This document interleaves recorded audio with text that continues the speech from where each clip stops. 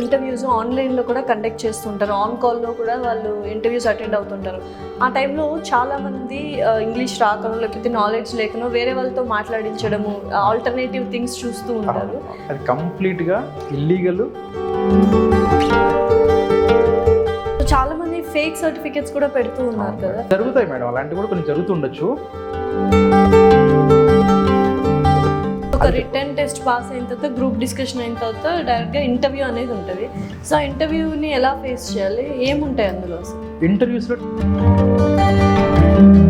ఈ టెక్నికల్కి వచ్చినప్పుడు ఏంటంటే మేడం,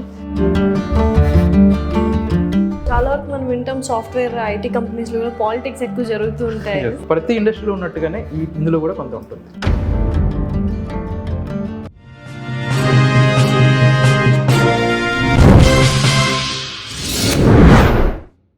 హాయ్, హలో, నమస్తే, వెల్కమ్ టు అవర్ ఛానల్. ప్రస్తుతం స్టూడియోలో మనతో పాటు ఉన్నారు సాఫ్ట్వేర్ ట్రైనర్ ఎంఎస్ రెడ్డి గారు.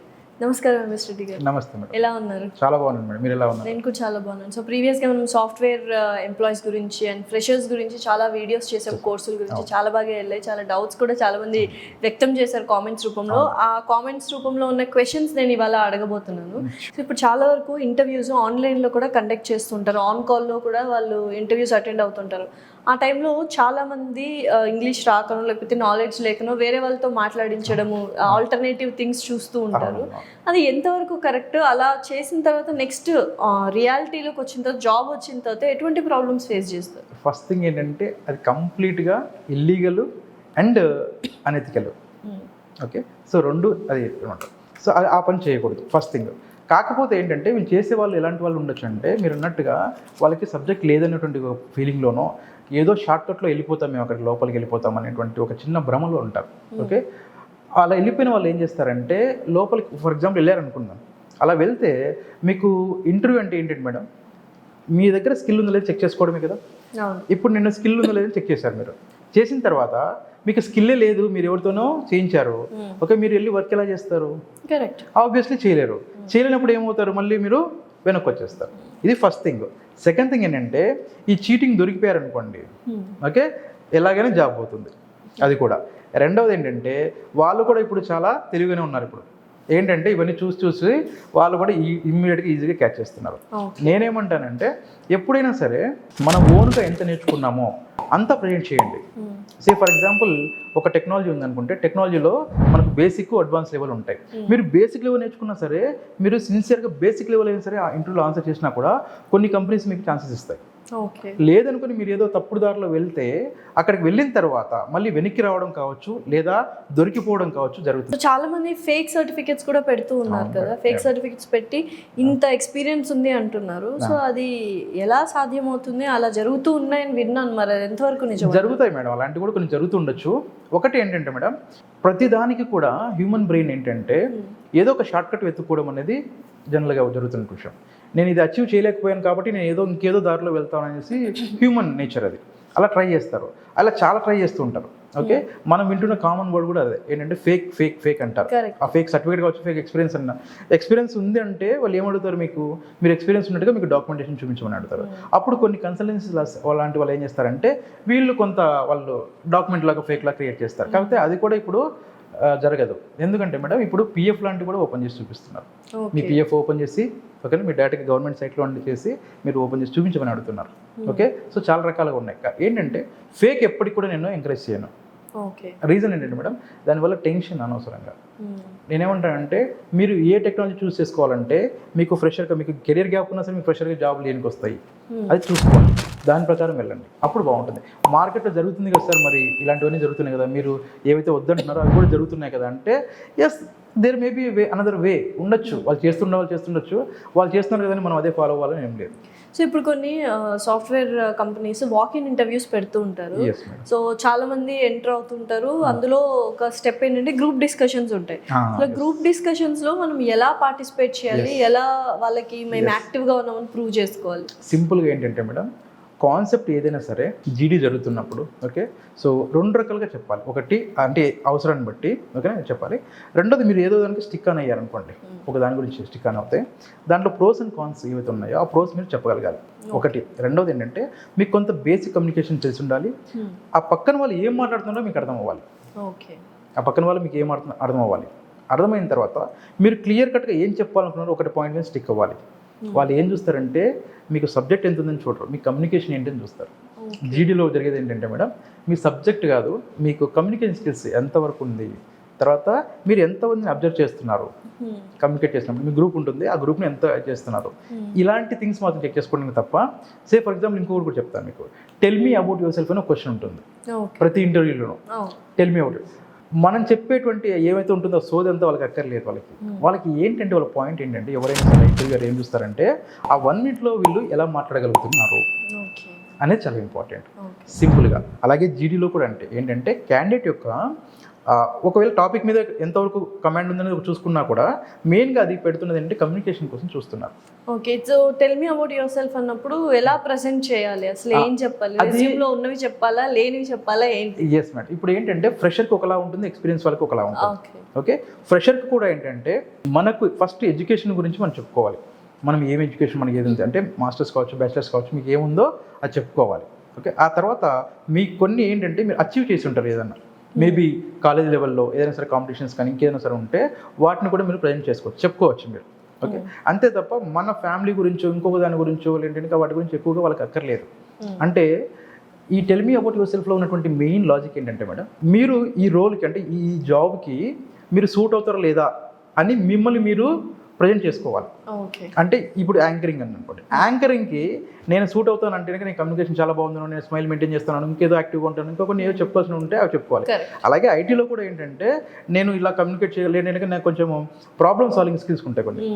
ఈ ప్రాబ్లం ఎంత కష్టమైనా సరే నేను చేయగలను, నేను చేశాను కూడా ఇంతకుముందు, ఇలాంటివి నేను ఫేస్ చేశాను. నేను కాలేజ్లో నేను ప్రాజెక్ట్ చేసినప్పుడు నాకు ఇలాంటి సిచ్యువేషన్ వస్తే కూడా నేను ఫేస్ చేశాను, నేను క్రాక్ చేశాను, ఇలాంటి కొన్ని చెప్పుకోవడం వల్ల. అంటే కాలేజ్లో ప్రాజెక్టులు ఉంటాయి మేడం, అంటే మనకు ఫైనల్ ఇయర్లో అట్లా ప్రాజెక్ట్స్ ఉంటాయి, మినీ ప్రాజెక్ట్స్ కానీ అట్లా ఉంటాయి. వాటిని చేసినప్పుడు నేను ఎలా చేశానని చెప్తే అవతల వ్యక్తి ఇంటర్వ్యూకి ఏమనిపిస్తుంది అంటే, ఓకే సో క్యాండిడేట్కి ఈ ఎక్స్పీరియన్స్ ఉంది, ఈ ప్రాబ్లం వచ్చినా కానీ అతను హ్యాండిల్ చేసుకోగలరు, లేదా ఇలాంటి కొన్ని అచీవ్ చేశారు, లేదా కొన్ని లీడర్షిప్ క్వాలిటీస్ ఉన్నాయి, ఇలాంటి వాళ్ళకి ఒక ఓవర్ వ్యూ వస్తుంది అనమాట. సో ఒక రిటర్న్ టెస్ట్ పాస్ అయిన తర్వాత గ్రూప్ డిస్కషన్ అయిన తర్వాత డైరెక్ట్గా ఇంటర్వ్యూ అనేది ఉంటుంది.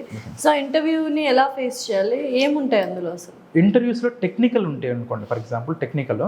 ఈ టెక్నికల్కి వచ్చినప్పుడు ఏంటంటే మేడం, మీ సబ్జెక్ట్ ఏదైతే ఉంటుందో, అంటే వాళ్ళు ఇప్పుడు జావా మీద తీసుకోవాలనుకోండి, జావా రిలేటెడ్ కొంత అడుగుతారు. ఓకే, సో లేదు పైథాన్ మీద అనుకోండి, పైథాన్ మీద అడుగుతారు. ఫ్రెషర్కి వాళ్ళకి ఏం కావాలో మనకు తెలియదు. ఫ్రెషర్ అనుకుంటే ఏంటంటే వాళ్ళు దేనికైనా ఇవ్వచ్చు. సే ఫర్ ఎగ్జాంపుల్ ఫ్రెషర్కి ఎలా ఉంటుందంటే మిమ్మల్ని జావాలో ఇస్తారా, లేదంటే పైథాన్లో ఇస్తారా, లేదా టెస్టింగ్ మీదకి ఇస్తారా, ఓకే అది ఏదైనా వాళ్ళ చాయిస్, వాళ్ళు ఇచ్చుకోవచ్చు. బట్ బేసిక్గా కొంత మీకు ప్రోగ్రామింగ్ నాలెడ్జ్ కానీ ఈ ప్రాబ్లమ్స్ సాల్వింగ్ స్కిల్స్ కానీ ఉన్నాయో లేదా చూస్తారు. ఓకే, సో ఇప్పుడు మనకి ఇప్పుడు సిఆర్టీలో ఏముంటాయంటే అర్థమెటిక్ అండ్ రీజనింగ్ అని మనం వింటాం, నాకు కాంపిటేటివ్ ఎగ్జామ్స్ అన్నిటికీ మనం వెళ్తుంటాం కదా. సో అక్కడ కూడా ఏంటంటే ప్రాబ్లమ్ సాల్వింగ్ స్కిల్స్ అంటమాట, అవి ఎంతవరకు ఉన్నాయి అని చూస్తారు. సో కాబట్టి ఏంటంటే ఫ్రెషర్గా వెళ్తున్నప్పుడు మీరు చేయాల్సిన పని ఏంటంటే, మీకు ఏ ప్రోగ్రామింగ్ నాలెడ్జ్ అయినా సరే ఏదో ఒకటైనా సరే ఒకటి వస్తే కనుక అది బాగా నేర్చుకొని ఉండాలి. తర్వాత అర్థమెటిక్ రీజనింగ్ ఏవైతే ఉన్నాయో వాటిలో ప్రాబ్లమ్ సాల్వింగ్ ఏవైతే ఉన్నాయో వాటిని కొంత కమాండ్ ఉండాలి. ఆ తర్వాత ముఖ్యంగా ఉండాల్సింది అంటే కాన్ఫిడెన్స్ ఉండాలి మేడం. ఏంటంటే కాస్త మనకు తెలిసినా కూడా కాన్ఫిడెన్స్ లేకపోతే మనం ఒకటి ప్రింట్ చేయబోయి ఇంకోటి చేస్తాం, అలాంటి ఛాన్సెస్ ఉంటాయి. అది ఒకటి ఉంటుంది. రెండవది ఏంటంటే తెలియని వాటిని దయచేసి ఎవరు కూడా మాకు తెలుసు అన్నట్టుగా యాక్ట్ చేయకండి. అంటే ఎలా అంటే ఫేకింగ్ లాగా. ఫేకింగ్ నథింగ్ బట్ ఏంటంటే నాకు తెలియకపోయినా సరే నాకు అది తెలుసు, నేను తప్పు ఆన్సర్ చెప్పేదానికంటే నాకు అది తెలియకపోయినప్పుడు క్లియర్ కట్గా జెన్యున్గా నాకు తెలియదని చెప్పొచ్చు. దానివల్ల ఏమవుతుందంటే ఇంటర్వ్యూకి ఓకే ఇప్పుడు తెలియదు కూడా మనం ఏదో ఒకటి ఆన్సర్ చేయాలనుకుంటాం. అప్పుడు ఏమవుతుందంటే అంటే వీడికి అసలు వినడం కూడా చేత కదా అనుకుంటారు. మనం ఏం అడుగుతున్నాం, వీళ్ళు ఏం చెప్తున్నారు అనేటువంటి ఒక ఇది వస్తుంది అనమాట, మిస్గైడ్ అవుతుంది. అలాంటివి చేయొద్దని చెప్తాను. సో చాలా వరకు మనం వింటాం సాఫ్ట్వేర్ ఐటీ కంపెనీస్లో కూడా పాలిటిక్స్ ఎక్కువ జరుగుతూ ఉంటాయి. సో ఏం పాలిటిక్స్ ఉంటాయి అసలు, అంటే నిజంగానే అంత అంటే పార్షియాలిటీస్ ఇవన్నీ కూడా ఉంటాయా, లేదా వాటిని ఎలా ఫేస్ చేయాలి? One thing I would like to clarify madam, ఇక్కడ ఏంటంటే నాట్ ఓన్లీ ఐటీ, ఎక్కడ తీసుకున్నా కూడా అలాంటి కొన్ని వింటూ ఉంటాం మనం, ప్రతి చోట వింటూ ఉంటాము. కాకపోతే మనం ఐటీ గురించి మాట్లాడుతున్నాం కాబట్టి ఐటీ గురించి చెప్తాను. ఏంటంటే ప్రతి ఇండస్ట్రీలో ఉన్నట్టుగానే ఇందులో కూడా కొంత ఉంటుంది. సో అక్కడ ఏంటంటే మేడం ఏం చేస్తారంటే పాలిటిక్స్ అనగానే కొంతమంది ఏమనుకుంటారంటే ఏదో చాలా హెవీగా ఇచ్చేసుకుని కాదు, చిన్నవి కూడా ఉంటాయి, చిన్నవి ఉంటాయి. సో మీరు ఎలా జాగ్రత్తగా ఉండాలని చెప్తాను. జనరల్గా అది ప్రతి ఒక్కరికి అవుతుంది, బట్ ఇది కూడా సబ్జెక్టివ్. ఒక్కొక్క ఆర్గనైజేషన్లో ఒక్కొక్క చోట ఒక్కొక్క కొంచెం ఉంటాయి, బట్ జనరల్గా చెప్తాను ఏంటంటే ఫస్ట్ థింగ్ ఏంటంటే మీరు ఏది కూడా మీ ఇన్ఫర్మేషన్ మీరు షేర్ చేయకండి. మీ పర్సనల్ ఇన్ఫర్మేషన్ కావచ్చు, లేదా మీ ఫీడ్బ్యాక్ అబౌట్ యువర్ మేనేజర్ కావచ్చు, లేదా మీ ఇమీడియట్ బాస్ కావచ్చు. జనరల్గా ఎలా చేస్తారంటే కొంతమంది మనతోటే ఉంటారు, మన కలిగి లాగానే ఉంటాం, మనం పీర్ అంటాము. వాళ్ళు ఏం చేస్తారంటే కొంతమంది ఏం చేస్తారంటే బాస్ గురించి కొంచెము బ్యాడ్ మౌత్ అంటారు దాన్ని, కొంత వేరేలాగా మాట్లాడటము, వేస్ట్, లేదంటే టాలెంట్ లేదు, లేదంటే మనల్ని ఎప్పుడు సదాయిస్తుంది, ఇది రకరకాలుగా ఏవో కొన్ని మాట్లాడుతుంటే వీళ్ళు కూడా ఏమంటే అవును అని మాట కలిపేస్తారు వీళ్ళు. అవును కదా, అవును ఇలా చేస్తారు. అలా అలా మాట కలిపితే ఏమవుతుందంటే ఇవి తీసుకెళ్ళి వీళ్ళు వాళ్ళకి ఇస్తారు. ఇదేదండి దీన్ని కొంచెం చెంచాగిరని కూడా తెలుగులేదు అంటారు దాన్ని. వీళ్ళు ఏం చేస్తారంటే ఇక్కడ తీసుకెళ్ళి అక్కడ ఇచ్చేస్తారు. ఇచ్చేసిన తర్వాత వీళ్ళ బాస్ దగ్గర వీళ్ళు మంచోళ్ళు అయిపోతారు, వీళ్ళు చెడ్డోళ్ళు అయిపోతారు.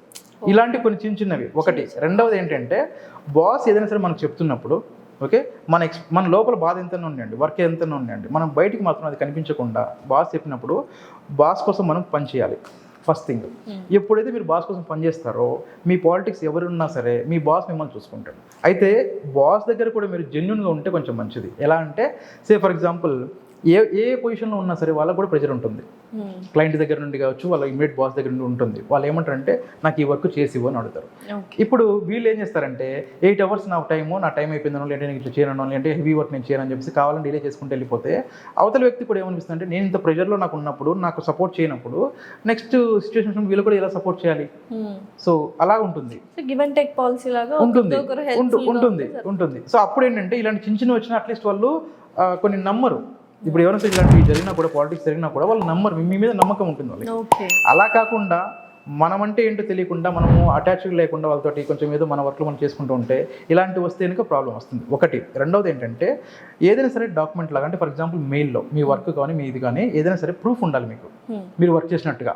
ప్రూఫ్ లేకపోతే ఏం చేస్తారంటే కొంతమంది క్రెడిట్ తీసుకునే ఛాన్సెస్ ఉంటాయి. మీరు చేసిన వర్క్ను కూడా ఎవరో ఒకరు, ఓకే మీ సీనియర్ కావచ్చు ఇంకొకరు, కానీ వాళ్ళు క్రెడిట్ తీసుకుని మేము చేసామని చూపించుకునేది అనుకుంటుంది. కాబట్టి అక్కడ మీరు కొంత కాన్షియస్గా ఉండాలి. ఏంటంటే మీరు చేసిన వర్క్ మీ దగ్గర ఉన్నట్టుగా మీరు త్రూ మెయిల్లో కావచ్చు, లేదంటే మీకు ఏదైనా మీకు ఉన్నాయో వాటిలో మీరు క్లియర్ కట్గా మీరు చేయాలి. నేను ఇది చేశాను అని చెప్పి చూపించుకోగలగాలి. ఓకే, ఇవి కొన్ని ఉంటాయి. పాలిటిక్స్ అనేవి ఏంటంటే మేడం చిన్నవి కూడా ఉంటాయి, పెద్దవి కూడా ఉంటాయి.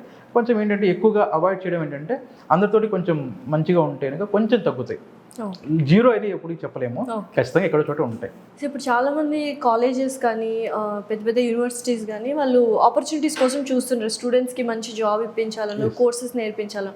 అటువంటి వాళ్ళందరికీ మీరు ఎంతవరకు హెల్ప్ఫుల్గా ఉంటారు, ఎటువంటి సర్వీసెస్ మీరు ప్రొవైడ్ చేస్తున్నారు, అండ్ మిమ్మల్ని కాంటాక్ట్ అవ్వాలంటే ఎలాగ?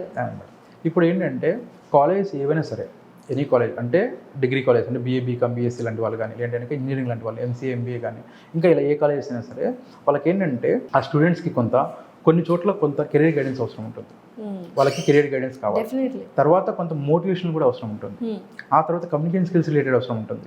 తర్వాత టెక్నికల్గా ఈ సాఫ్ట్వేర్ సబ్జెక్ట్స్ కూడా నేర్చుకోవాల్సి ఉంటుంది. సో ఇలాంటివన్నీ ఉంటాయి. మేమేం చేస్తున్నామంటే ఆల్రెడీ కొన్ని కాలేజ్లో మనకు వాళ్ళ దగ్గరికి వెళ్ళేసి మనం అక్కడికి వెళ్ళేసి వాళ్ళకి అక్కడ మనము కమ్యూనికేషన్ స్కిల్స్ కావచ్చు, లేదంటే మోటివేషన్ కావచ్చు ఇవి చేస్తున్నాము. లేదు బల్క్గా వాళ్ళు ఏంటంటే మాకు సాఫ్ట్వేర్ స్కిల్స్ నేర్పించండి అన్నా కూడా ఎలా అయితే మనం అనుకున్నాము ఏంటంటే ఒక 40,000 50,000 రూపీస్ అలాగా డిఫరెంట్గా ఉన్నటువంటి కోర్సెస్ని కూడా మనం ఒక 2,000 రూపీస్లో అలాగే ఇస్తున్నాం మనం. సో అవి కాలేజ్లో బల్క్గా ఉంటాయి వాళ్ళందరినీ తీసుకొని ఒక 2,000 రూపీస్లో మనం ఇస్తున్నాం కాబట్టి వాళ్ళకి ఏమవుతుంది, చాలా హెల్ప్ అవుతుంది. ఇది ఒకటి. రెండోది ఏంటంటే ఏ కాలేజ్ వాళ్ళైనా సరే ఎవరైనా సరే మనం కాంటాక్ట్ అవ్వాలనుకుంటే ఇప్పుడు మనకు స్క్రోల్ అవుతున్న ఆ నెంబర్ అయితే ఉందో ఆ నెంబర్కి మీరు కాల్ చేసి మీరు అపాయింట్మెంట్ బుక్ చేసుకోవచ్చు. చేసుకుంటే ఏంటంటే మేము కాలేజ్ విజిట్ చేస్తాం. మేము కాలేజ్ విజిట్ చేసి వాళ్ళతో ఒక సెషన్స్ తీసుకొనేసి ఆ సెషన్లో మనం అంతా క్లియర్ చేసిన తర్వాత కెరియర్ గైడెన్స్, మోటివేషనల్ స్పీకింగ్ కూడా ఇస్తారన్నమాట. ఇప్పుడు మనకి ఏంటంటే లైఫ్ కోచ్ నేను ప్లస్ సాఫ్ట్వేర్ ట్రైనర్ కాబట్టి సాఫ్ట్వేర్ రిలేటెడ్ ట్రైనింగ్ ఏవుతుంటే అది కూడా ఇస్తాము. ఇంటర్వ్యూకి స్కిల్స్ ఎలా ఉండాలి అవి కూడా మేము ఇస్తాము. ఆ తర్వాత ఏంటంటే కొంచెము మోటివేషన్ స్పీకింగ్ కూడా అవి కూడా మనకు కావాలంటే అది కూడా ఉంటుంది. లైఫ్ కోచ్, కెరీర్ కోచ్ కూడా కాబట్టి మేమంటే కెరీర్ ఇలా ఉంది మొత్తం అంతా. సో ఇలాంటి ఏ సర్వీసెస్ కావాలన్నా కూడా మీరు ఈ నెంబర్ కాంటాక్ట్ చేస్తే కనుక మీకు మేము చేస్తాము. చాలా వరకు ఏంటంటే కాలేజ్ వెళ్ళి మేము చేసేవన్నీ కూడా ఫ్రీ సర్వీసెస్ ఉంటాయి. మేము నో నీడ్ టు ఛార్జ్ అనేది, మేము ఏం ఛార్జ్ చేయము. ఓకే, కాలేజ్కి వెళ్ళి మేము చేసే ఏవి కూడా మేము ఛార్జ్ చేయము. ఎందుకు అంటే అక్కడ వాళ్ళకి ఫస్ట్ ఆఫ్ ఆల్ వాళ్ళకి ఒక ఐడియా కావాలి, వాళ్ళకి కెరీర్ గైడెన్స్ కావాలి ఆ పిల్లలకి, ఆ స్టూడెంట్స్. ఆ తర్వాత వాళ్ళు కూడా మాకు ఈ స్కిల్స్ కావాలి సార్, మాకు ఇట్లా నేర్పించండి అని అన్న తర్వాత అది కాలేజ్ మేనేజ్మెంట్ డిసిషన్ కావచ్చు, లేదంటే ఒక స్టూడెంట్స్ అందరూ కలిసి అన్నప్పుడు ఒక 50 మెంబర్స్ 100 మెంబర్స్ ఒక గ్రూప్గా అవుతాయి కనుక వాళ్ళ గ్రూప్ కోసం ఏం చేస్తామంటే చాలా తక్కువ ఫీజులో మనకు చెప్తాం కాబట్టి వాళ్ళకు బెనిఫిట్ అవుతుంది. అదే స్కిల్స్ వాళ్ళు బయట నేర్చుకోవాలంటే 30,000 మినిమం పెట్టాల్సి ఉంది. వాళ్ళకి 2,000 రూపీస్ 2,000 మేడం, 3,000 కూడా కదా, జస్ట్ 2,000 రూపీస్లో మనం ఏం చేస్తాం చేస్తామంటే ఆ కోర్స్ మొత్తం నేర్పించేస్తాం. వాళ్ళకి 4 months పడుతుంది ఆ కోర్స్. Okay. ఆ 4 months కోర్స్ కూడా మనం 2000 రూపీస్ అంటే యూ కెన్ ఇమాజిన్ ఎంత తక్కువ, ఎంత బడ్జెట్లో ఉంటుందని వాళ్ళకి. సో ఎందుకని అంత తక్కువ చార్జ్ చేస్తున్నారు? సింపుల్ మేడం, ఎక్కువ మందికి రీచ్ అవ్వాలి. ఇంకా మేము ఏంటంటే కొన్ని చోట్ల ఫ్రీ కూడా చేశాం మేడం. ఇంకా ఫ్రీ కూడా చేసేటువంటి ఆలోచన కూడా ఉంది మాకు. ఇప్పుడు ఫర్ ఎగ్జాంపుల్ గవర్నమెంట్ స్కూల్స్ ఉన్నాయనుకోండి, ఇప్పుడు పిల్లలు 10th క్లాస్ 9th క్లాస్ పిల్లలు ఉన్నాయనుకోండి, వాళ్ళకి ఇంగ్లీష్ కమ్యూనికేషన్ స్కిల్స్ గవర్నమెంట్ స్కూల్లో కొంతమందికి ఉండకపోవచ్చు పిల్లలకి, కరెక్ట్. వాళ్ళకి మేము ఫ్రీ ఆఫ్ కాస్ట్ ఇస్తాం. మేము ₹1 కూడా ఛార్జ్ చేయం. ఓకే, కొంతమందికి ఛార్జ్ చేసినప్పుడు ఏంటంటే చాలా తక్కువ 200 రూపీస్లో కూడా ఛార్జ్ చేస్తాం. ఓకే, సో ఎంఎస్ రెడ్డి గారు మొత్తం ఇంగ్లీష్, స్పోకెన్ ఇంగ్లీష్, తర్వాత career guidance and motivational speaking కూడా ఉంది. ఇంకా apart from that subject wise కూడా మీరు. ఎస్ మేడం, నాకు టీం ఉంటారు కదా, సో నేను కొన్ని డీల్ చేస్తాను, కొన్ని మా టీం కూడా డీల్ చేస్తారు. ఓకే, మా మేడం ఉంటారు, మా మేడం డీల్ చేస్తారు, తర్వాత మేము అందరూ డీల్ చేస్తాం అనమాట. సో కాబట్టి ఏంటంటే ఇంగ్లీష్ కావచ్చు, లేదా కమ్యూనికేషన్ స్కిల్స్ నార్మల్ కావచ్చు, లేదా మీకు టెక్నికల్ కావచ్చు, ఏదైనా సరే మనం డీల్ చేస్తాం. Okay, thank you so much thank you so much. Thank you.